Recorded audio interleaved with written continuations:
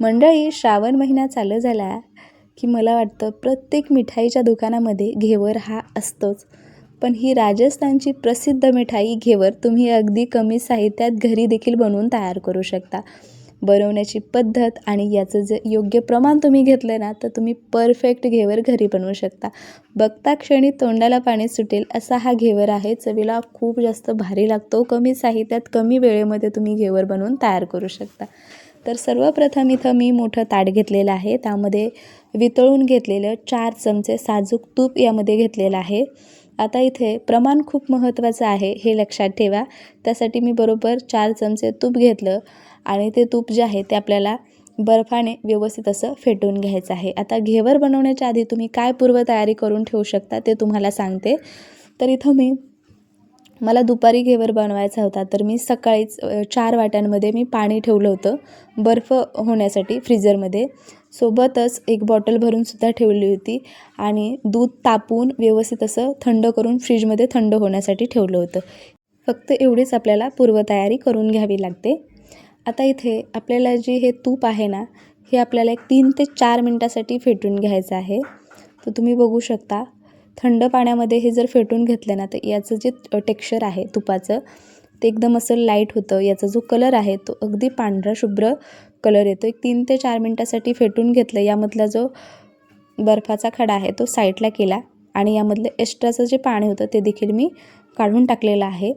तर तुम्ही बघू शकता तूप जे आहे ते एकदम असं फ्लफी अगदी क्रीमसारखं झालेलं आहे. अगदी याच पद्धतीचं आपल्याला हे तूप फेटून घ्यायचं आहे.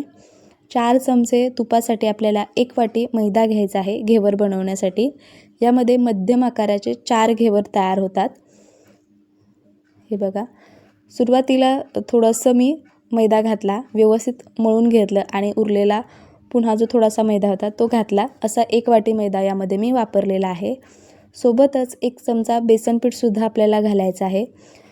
अगदी परफेक्ट प्रमाण घेणं खूप महत्त्वाचं आहे, हे लक्षात ठेवा.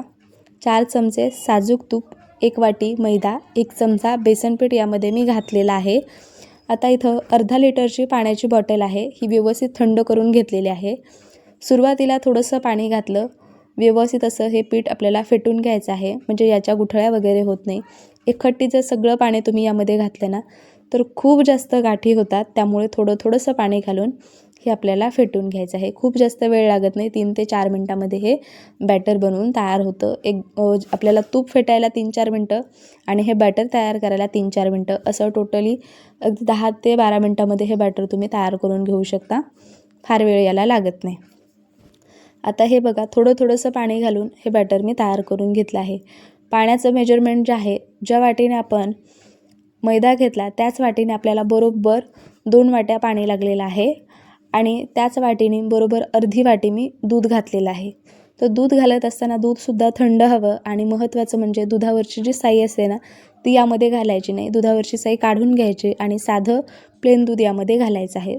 जर तुम्ही साईसहित दूध जर यामध्ये घातलं तर तुपाचं जे प्रमाण आहे ना, ते खूप जास्त होतं आणि घेवर खराब होण्याची शक्यता असते. व्यवस्थित असं मी याला फेटून घेतलेलं आहे आणि त्यानंतर आपल्याला हे गाळून घ्यायचं आहे.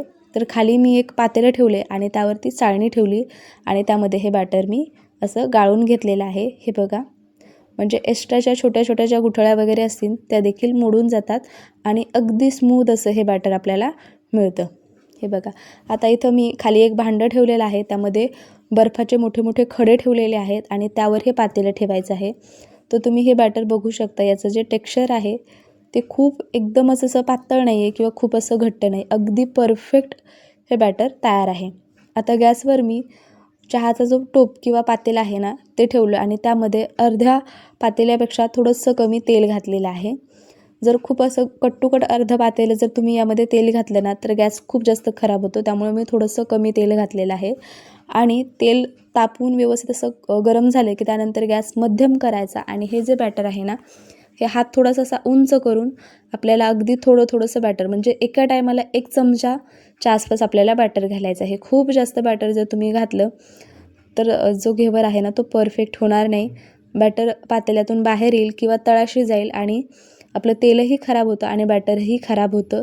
त्यामुळे थोडंसं आपल्याला हे बॅटर यामध्ये घालायचं आहे. तेलातले बुडबुडे कमी झाले की पुन्हा यामध्ये बॅटर घालायचं. पुन्हा तेलातले बुडबुडे कमी झाले की पुन्हा बॅटर घालायचं. असं कमसे कम आपल्याला 10 ते 15 वेळेस करायचं आहे. म्हणजे अगदी मध्यम साईजचा आपला घेवर बनून तयार होतो. हे लक्षात ठेवा. का तर अशा रेसिपी आपण नेहमी बनवत नाही, त्यामुळे आपल्याला मेजरमेंट माहीत नसतं किंवा टेक्निक माहीत नसते. काही गोष्टी आपण वारंवार केल्या की आपल्याला त्या परफेक्ट जमतात. त्यामुळे इथं सांगितलेलं प्रमाण आणि जी मी पद्धत तुम्हाला सांगते, हा थोडासा उंच धरून हे बॅटर थोडंसं टाकायचं. खूप असं जर पातेल्याला चिटकून तुम्ही जर हे बॅटर घातलं ना, तर घेवर तयार होणार नाही. बॅटर सगळं तळाशी जाऊन बसेल आणि आपलं तेलही खराब होईल आणि बॅटरही वाया जाईल. हे लक्षात ठेवा. जर तुम्हाला असं वाटत असेल की बॅटर टाकायला मध्ये जागाच राहिली नाही, तर थोडंसं बेलण्याने याला मध्ये जागा करायची आणि पुन्हा बॅटर टाकायचं. अशाच पद्धतीने मी 10 ते 15 वेळेस बॅटर सोडलेलं आहे. आता इथं कोणत्या चुका टाळायच्या ते तुम्हाला सांगते. त्यासुद्धा खूप महत्त्वाच्या आहेत. आता हा आपला पहिला घेवर होता. योग्य पद्धत आणि तेलाचं जे तापमान आहे ते व्यवस्थित असल्यामुळे आपला पहिला घेवर जो आहे ना, तो अगदी परफेक्ट तयार झाला आहे. तुम्ही बघू शकता. खूपदा काय होतं ना, पहिला घेवर दुसरा घेवर खूप जणांचा बिघडतो आणि त्यानंतरचा घेवर व्यवस्थित होतो. त्याचं कारण असतं की आपण ह्या अशा गोष्टी ज्या आहेत त्या आपण नेहमी बनवत नाही, आपल्याला माहिती नसतं, त्यामुळे बिघडतात.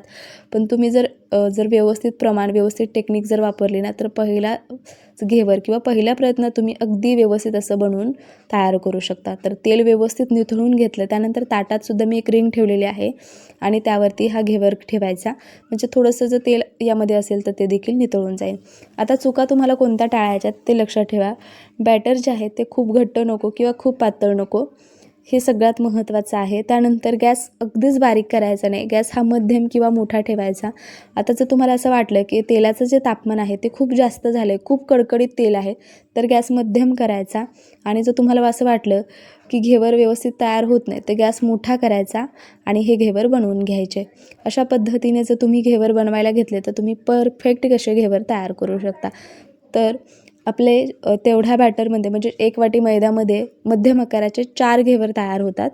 आता इथं आपल्याला पाक बनवून घ्यायचा आहे. त्यासाठी इथं एका भांड्यामध्ये अर्धा ग्लास पाणी घातलेलं आहे आणि 1 वाटी साखर घातलेली आहे. त्यानंतर यामध्ये 1 विलायचीसुद्धा मी घातली होती. 3-4 केसरच्या काड्या यामध्ये मी घातल्या होत्या. हवं असेल तुम्ही थोडासा फूड कलर यामध्ये घातला ना तरीसुद्धा चालणार आहे. पण मी यामध्ये फूड कलर वगैरे घातला नव्हता. तर इथे तुम्ही बघू शकता आपले सगळे घेवर अगदी परफेक्ट तयार झाले होते. चासणीसुद्धा मी व्यवस्थित अशी थंड करून घेतली होती. आता जर तुम्हाला लगेच घेवर खायचे नसेल किंवा रक्षाबंधनच्या वेळेस तुम्हाला जर हे घेवर बनवायचे असते ना, तर तुम्ही 2 ते 3 दिवससुद्धा घेवर आधी बनवून ठेवू शकता. घेवर बनवून घ्यायचे, व्यवस्थित थंड करायचे. त्यानंतर प्लॅस्टिकच्या पिशवीमध्ये भरून हवाबंद डब्यामध्ये जर तुम्ही घेवर ठेवले तर 15 ते 20 दिवससुद्धा ते आहे तसे राहतात. आता इथे मी तुम्हाला दाखवण्यासाठी एक घेवर बनवून दाखवते. तर तयार केलेला जो पाक आहे तो घालायचा. 3-4 चमचे पाक घालायचा किंवा तुम्ही डायरेक्ट जरी पाकामध्ये डुबवून घेतलं तरीसुद्धा चालणार आहे. आणि त्यानंतर यामध्ये रबडी घालायची. तर ही रबडीसुद्धा मी घरी बनवली होती. 1 लिटर दूध व्यवस्थित असं आटवून घ्यायचं. दूध आटत आलं की त्यानंतर यामध्ये वेलची, ड्रायफ्रूट, तुम्ही थोडंसं जायफळ किंवा यामध्ये केसर वगैरे घालून ही रबडी तयार करू शकता. लागेल तेवढी रबडी यावरती घालायची आणि भरपूर सारे ड्रायफ्रूट घालून हा घेवर आपल्याला तयार करायचा आहे. मंडळी, ही रेसिपी तुम्हाला कशी वाटली ना ते मला कमेंट करून जरूर सांगा. आणि तुम्ही जर आपल्या चॅनलवर आज पहिल्यांदा आला असेल, आणखी आपल्या चॅनलला सबस्क्राईब नसेल केलं तर जरूर सबस्क्राईब करा. अशा सिंपल आणि टेस्टी रेसिपी पाहण्यासाठी. बघता क्षणी तोंडाला पाणी सुटले की नाही हे देखील मला कमेंट करून जरूर सांगा. आणि ही रेसिपी तुम्ही जर फेसबुकवर पाहत असाल, आणखी आपल्या पेजला फॉलो नसेल केलं तर जरूर फॉलो करा अशा सिंपल आणि टेस्टी रेसिपी पाहण्यासाठी. मंडळी, तर तुम्हाला घेवर मी कट करून दाखवते. तुम्ही बघू शकता अगदी कुरकुरीत हा घेवर आहे. चव याची खूप जास्त भारी होती मंडळी. त्यामुळे तुम्ही ही रेसिपी घरी ट्राय करून तुम्ही तुमच्या मुलांना, फॅमिलीला खायला घालू शकता. बाहेर हा घेवर खूप महाग आहे, त्यामुळे ही रेसिपी जरूर घरी ट्राय करा. मी भेटते पुन्हा अशाच एखाद्या रेसिपीमध्ये.